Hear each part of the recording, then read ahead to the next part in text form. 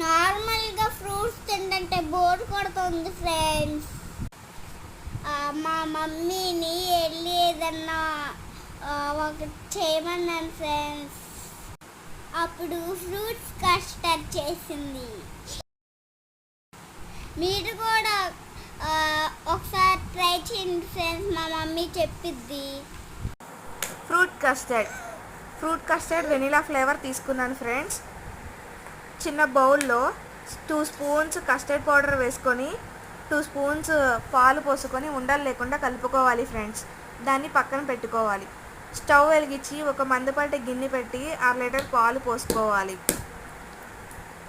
పాలు పొంగొచ్చిన తర్వాత మీ రుచికి సరిపడా షుగర్ని వేసుకోవాలి ఫ్రెండ్స్.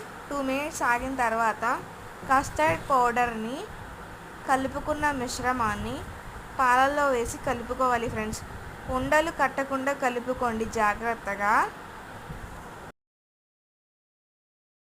కలుపుతూనే ఉండాలి ఫ్రెండ్స్, ఆపకూడదు. ఆపితే ఉండలు కట్టేస్తుంది.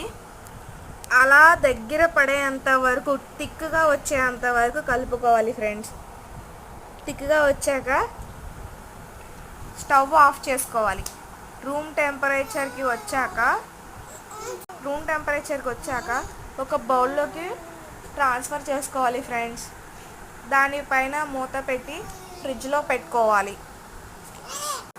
ఒక 2 అవర్స్ 2 గంటలు ఫ్రిడ్జ్లో పెట్టుకోవాలి ఫ్రెండ్స్.